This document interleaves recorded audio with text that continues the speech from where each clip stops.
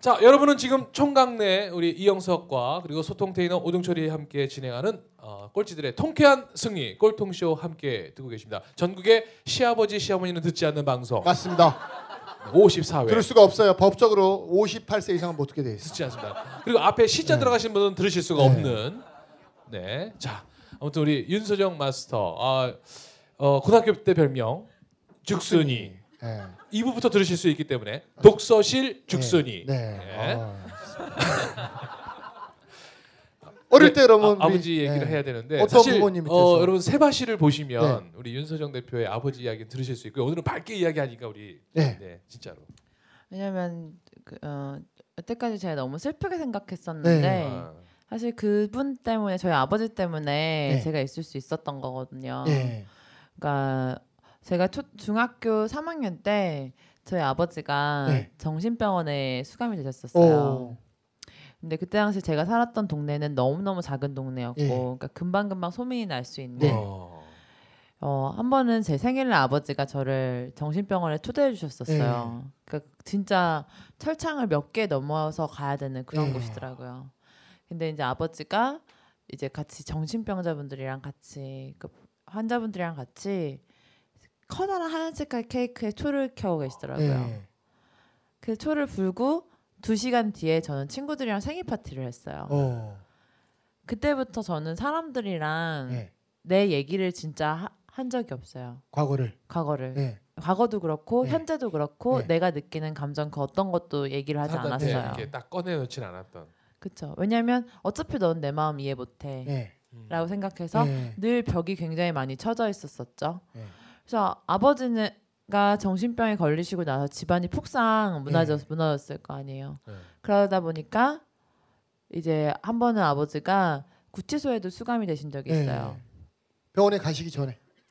병원에 가시고 나서 태어나고 어느 정도 일상생활을 하다가 이제 고등학교 3학년 때 이제 아버님이 구치소에 있다는 연락을 받고 갔는데 진짜 거기서 죄수복을 입고 있는 아버지를 봤어요. 근데 아버지의 죄명은 돈 200만 원이 없는 거였었거든요. 자동차 범식금 200만 원이 없어서 구치소에 수감되어 있는 아버지를 보고 난 다음에 되게 추운 겨울이었거든요. 저는 그래서 겨울을 되게 싫어해요. 그리고 네이버를 되게 싫어요. 왜냐면 제 네이버에 검색했거든요. 구치소에 반입 가능한 음식은 다 된대요. 그래서 내 주머니에 있는 5만 원 다 털어서 이만큼 사갖고 갔는데 아무것도 반입이 안 되거든요. 그래서 진짜 네이버 지식인 여러분 그러시면 안 돼요. 그 어떤 새끼 초딩들이 올린 거죠. 그런 새끼 잡아서 진짜 양파를 눈을 비벼야 돼요. 양파는 반입이 가능하게끔 해줘야지. 진짜 그때 거기서 그걸 들고 나오면서 결심을 했어요. 나는 이렇게 비참하게 살지 않겠다. 그 200만 원이 부족해서 정말. 제 친구는 200만 원짜리 가방을 들고 다녔으니까요. 그러니까. 아니 그럼 집에서 큰 딸이세요? 네. 동생도 있으세요? 있죠. 몇 분 계세요? 한 명. 한 명. 남자분이요? 남자예요. 그럼 우리 남자 동생도 우리 누나의 그런 마음이나 누나의 그런 것들을 좀 많이 이해하고 잘 따라오는 편이에요? 아니면 어떠세요? 동생은 잘 따라오는 편인 그러세요? 것 같고 그때 당시에 동생은 막 이렇게 일에 관여할 수 있는 나이가 아니었어요. 그렇죠. 저 혼자 구치소 같은 데도 갔어야 됐고 그러다 보니까. 그럼 어머니는 어떤 분이셨어요? 어머니는 그럴 때마다 굉장히 현명하게 저를 잘 이끌어 주셨어요. 어머니가 저한테 주셨던 행운은 항상 매 순간마다 의미가 있다고 생각하게 해주셨던 거예요. 그래서 하다못해 작은 실패를 하고 어떤 문제가 생기더라도 늘 어머니께서는 네가 태어난 이유가 있을 거야라는 얘기를 저한테 귀에 귀딱지가 박히도록 해주셨었어요. 소정이 네가 태어난 이유가 있을 거야. 그래서 어떻게 보면 그게 제 믿음을 만들어줬던 것 같아요. 진짜 믿음은 결국 요즘 친구들 만나서 대화를 하다 보면 가장 큰 문제가 내 스스로에 대한 믿음이 없기 때문에 계속 누군가 찾아가는 거거든요. 그렇죠. 근데 진짜 믿음은 내가 잘 될 것을 믿는 것이 아니라 안 되는 순간에 What is this here teach me라고 얘기하면서 지금 이 순간이 나한테 가르치려고 하는 게 뭘까? 그걸 엄마는 항상 습이 될 수 있게끔 만들어 주셨어요. 분명히 그렇게 됐는데 너한테는 이유가 있을 거야. 이런 생각을 하게 해주셨었죠. 여러분도 이제 우리 윤 대표님도 그렇지만 뭐 저도 그렇지만 지금 현재의 모습이 우리가 그거를 에너지로 그걸 밑바탕으로 우리가 이렇게 바뀌었으니까 그거를 우리가 어떤 바뀌는 원동력이라고 말씀드리지만 바뀌지 않고 우리도 만약에 우리 윤 대표님이나 저랑 계속 그냥 그렇게 살고 있었으면 그거는 그냥 나한테 항상 하나의 짐이었던 거예요. 그러니까 여러분들도 살면서 지금 우리 대표님 말씀하시지만 그런 것들이 나중에 나의 에너지가 될 수 있다라고 그렇죠. 얘기할 수 있는 사람이 되셔야 돼요. 네. 아셨죠? 자, 즉시 반드시 될 때까지. 아니 그러면 그때 이제 나 그래 난 이제 200만 원에 굴하지 않는 삶을 살 거야. 그리고서는 그러면 가장 먼저 했던 게 어떤 거였던 것 같아요? 그런 결심을 하시고 나서. 그때가 이제 고3 된 거잖아요. 그러니까 그렇죠. 근데 솔직히 민속수점에 말해서 가서 술 먹기 전에. 네. 그러니까. 네. 그때 당시에 제가 제일 비참했던 건 뭐냐면 저희 아버지는 좋은 대학교에 좋은 대기업 출신이었다는 네. 거예요. 심지어 집에 재산도 꽤 있으셨어요. 네. 근데 그게 한순간에 무너지더라고요. 그래서 저는 그때부터 대학과 기업이 굉장히 공포의 대상이었어요. 내가 대학을 나와서 할 수 있는 게 뭐가 있을까? 네. 우리 아빠도 좋은 대학 나왔는데 기업에 가서 요즘에 이번에 KT에서 7,000명 구조조정 당했잖아요. 네, 그렇죠, 맞아요. 8,000명인가요? 네, 8,500명. 8,500. 그거 중요하지 않아. 구조조정 중에. 네. 근데 문자로 통보받으셨다고 하더라고요. 그게 현실이라면 한 번은 제가 그 신사동 언저리에서 떡볶이를 먹는데 거기서 굉장히 큰 깨달음을 얻었어요. 정말 무더운 여름이었어요. 네. 너무너무 무더운 여름인데 아주머니가 땀을 여기 가슴 아래까지 흘리고 계신 거예요. 너무 열심히 일을 하시는 거죠. 그보다 열심히 일하실 수는 없었을 거예요. 네. 근데 그때 시간이 저녁 6시였나? 네. 제가 그때 너무 안쓰러워서 제가 원래 3,000원어치 사 먹으러 갔다가 2만 원어치 사 갖고 왔어요. 근데 아주머니가 제가 첫 손님이라는 거예요. 네. 열심히 이렇게 하시는데. 그래서 혹시나 해서 네. 떡볶이를 먹어봤어요. 네. 너무 맛이 없더라고요. 네. 근데 거기서 인생을 깨달았어요. 네. 이게 현실이구나. 네.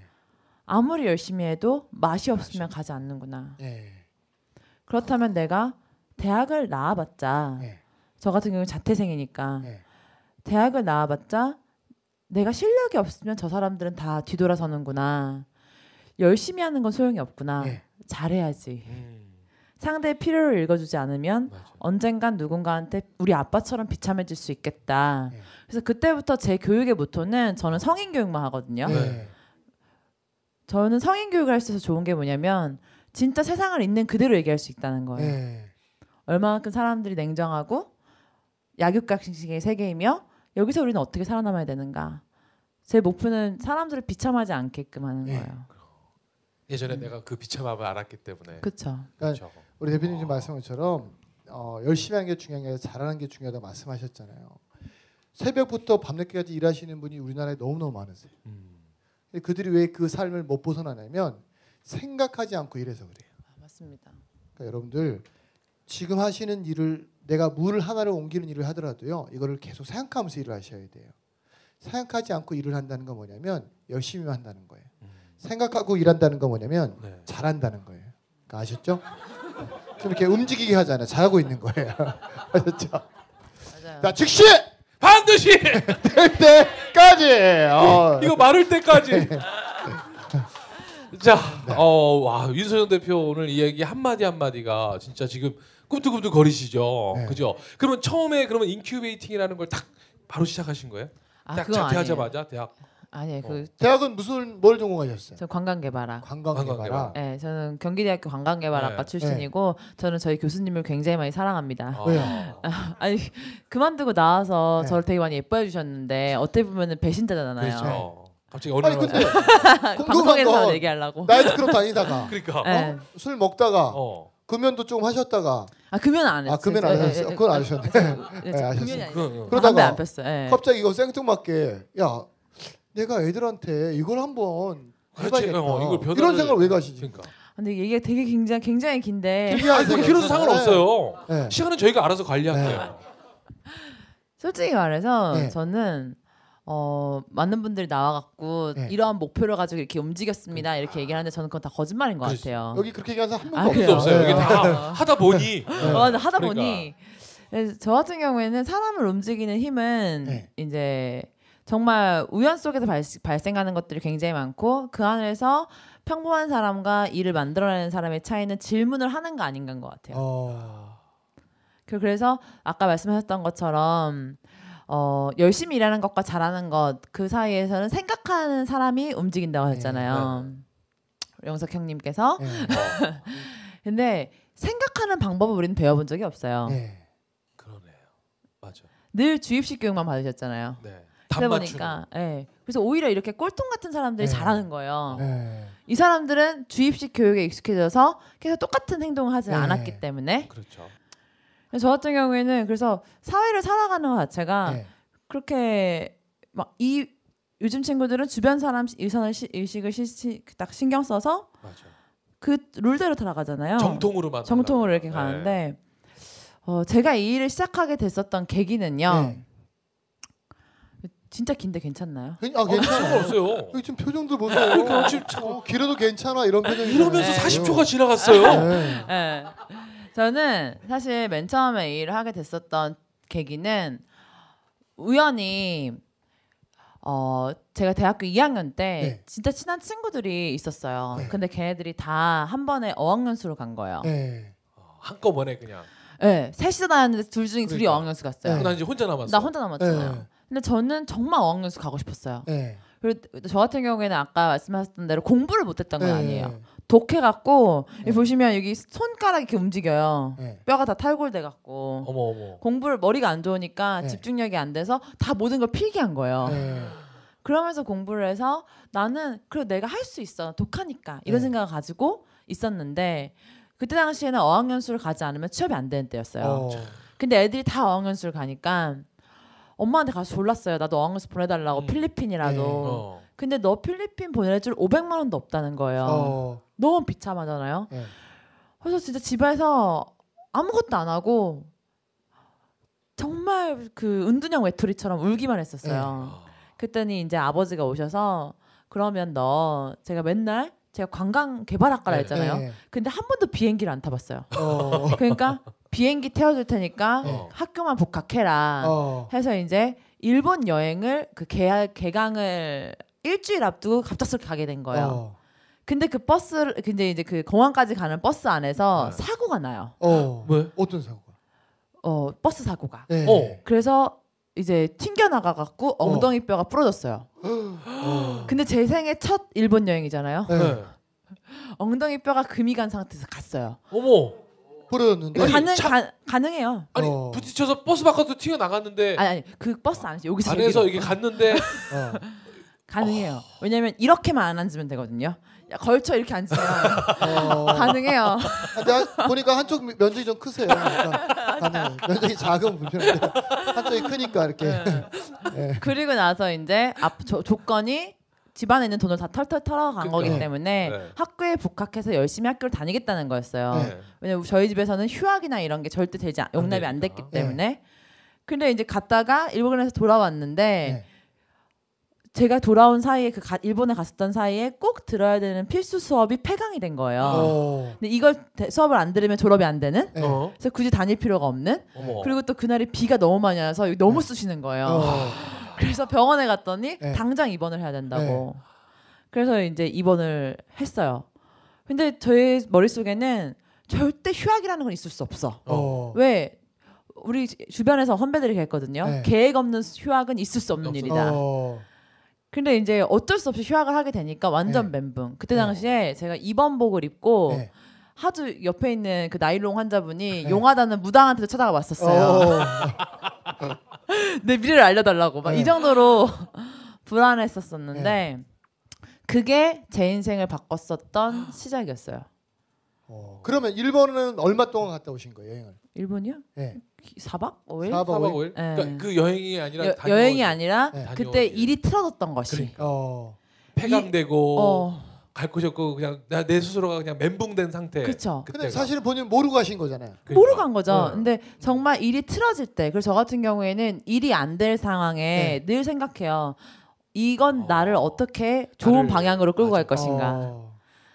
왜냐면 일이 틀어질 때마다 일이 더 잘 되게끔 되더라고요. 그래서 믿는 거예요. 정말 이 순간이 나를 내가 해야 되는 일로 끌어가 줄 것이다. 그래서 이제 그때 당시에 이제 어떻게 했었냐면 그럼 뭘 해야 될까 하다가 영어를 공부해야 되겠다라는 생각을 해요. 근데 영어 공부를 그럼 어떻게 해야 될까 해서 서점에 갔는데 그때 당시에 한국에서 영어 공부하는 사람 되게 많더라고요.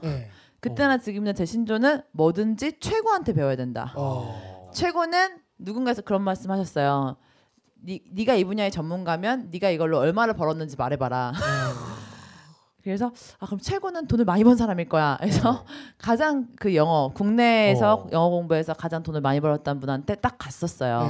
그래서 거기 가서 영어 공부를 이제 시작하게 된 거예요. 근데 갔더니 진짜 단군 일의 최대 수강생의 선생님이신 거예요. 난 거기에만 가면 뭐든지 해결될 줄 알았거든요. 근데 갔더니 저는 알파벳 B랑 D를 헷갈려하는 그런 친구인데 뉴스를 다 외워오라는 거예요. 근데 이거 불가능이잖아요. 그래서 같이 갔던 친구는 도망갔어요. 근데 저는 믿을 구석이 없으니까 그러면 저 사람이 시키는 대로 한번 해보자 라고 해서 그분이 그때 당시 저한테 네가 1000시간 동안 영어 공부를 하면 영어 천재가 된다는 거예요. 저 같은 경우에 또 누군가 한 명을 믿으면 되게 맹신하는 그런 스타일이죠. 그래서 그 말을 믿고 6개월 동안 1000시간 동안 영어 공부를 했어요. 그래서 그때 당시에 그 1000시간 동안 영어 공부를 할 때 절대 누군가한테 물어보지 않았고 직접 그 선생님한테 가서 제 존재를 알리지 않았어요. 근데 그때 당시에 사람들은 계속 와서 선생님한테 뭔가 질문했었거든요. 근데 저는 질문을 하지 않았어요. 왜? 너무 힘들어 보이는 거예요. 막 6시부터 저녁 8시까지 수업을 하는데 숨을 헐떡헐떡 거리니까. 그래서 그때 당시에 수업을 할 때마다 몰래 그분이 6시 20분 수업이 첫 수업이었는데 6시에 가서 그 음료수를 몰래 갖다 놨어요. 우렁각시처럼. 그리고 1000시간을 채웠을 때 편지를 썼었어요. 그랬더니 그 편지를 받으시고 선생님께서 너무 놀라신 거죠. 1000시간 하라고 했는데 했던 사람이 제가 처음이니까. 그래서 너는 너 자신을 감동시켰고 나를 감동시켰다. 이제는 세상을 감동시킬 차례다 해서 한양대 영어 강사를 시켜주신 거예요. 23살짜리 애한테. 박수 한번 주세요. 그게 이제 제가 이 교육업에 뛰어들 수 있었던 첫 번째 계기였었죠. 처음에는 영어 강사로 시작하신 거예요? 네, 처음에 영어 강사였어요. 여러분들 인생에 있어서 우리가 저번 주 제가 페이스북에도 글을 썼지만 우리는 너무너무 훌륭한 내비게이션을 가지고 있어요. 그게 부모이고 스승이고 우리가 내비게이션 따라서 목적지 가면 너무 쉽게 갈 수 있는데 우리 그걸 잘 안 들어요. 그러니까 여러분들 앞으로 가장 인생을 지혜롭게 사는 건요. 길을 걸어본 사람이 시킨 대로 하는 거예요. 근데 사람들이 그거를 잘 뭐 이렇게 받아들이지 않고 따라가지 않는 거예요. 아까 우리 선생님이 우리 대표님이 뭐 공고 나왔기 때문에 나는 성공할 수 있었다라고 말씀하셨잖아요. 그거를 사실은 이 사회는 어떠냐면 통계로 나누는 거예요. 통계. 이 사회는 통계거든요. 명문대 나온 애들이 성공할 확률이 더 높은 거 뭐냐면 통계상 더 많은 것뿐이에요. 그러면 좋은 대학을 아니면 대학을 나오지 않으면 성공 못하냐? 아니에요. 되게 많아요. 다만 통계상 이 사람보다 적을 뿐이죠. 그러니까 나는 내가 빨리 선택하세요. 근데 대부분 애들이 삶을 어중충하게 살아요. 어중충하게. 이것도 아닌 새끼들이 이것도 아닌 새끼들이. 이런 새끼들은요 정신 차리라고요. 순무를 머리 때려야 돼요. 자, 즉시 반드시 될 때까지. 아니 그러면 이제 영어 강사의 길을 어땠어요? 영어 강사로서는?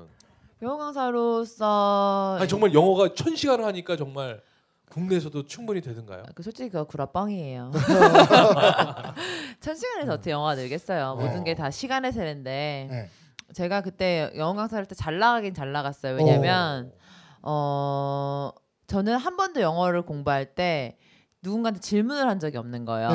그러면서 그 안에서 뭘 터득했냐면 초보가 중수까지 가는 방법을 터득한 거죠. 그러니까 거기서 배웠던 건 진짜 how to teach인 거예요. 어떻게 내가 이거를 가르쳐야 되는 것인가를 내 스스로를 가르쳐봤기 때문에 상대를 가르칠 수 있잖아요.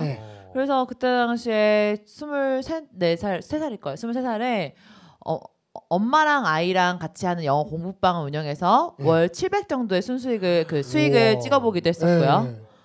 또 25 정도에는 이제 영어 강사로 억대 연봉으로 가보기도 했었었죠. 영어 강사로서는 나름대로 잘 나갔어요. 영어는 계속 하면 할수록 느는 거고 또 그 안에서 영어를 우리가 원어민을 당장 만날 필요 없잖아요. 초짜들이. 그렇죠.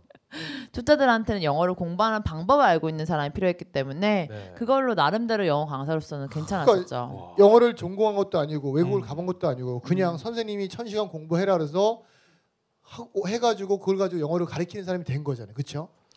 근데 그러다가 왜 갑자기 이제 인재를 양성해야 네. 하는 이런 인큐베이팅이라는 일을 하게 된 거예요? 그럼 먼저 여기서 잠깐. 야 정말.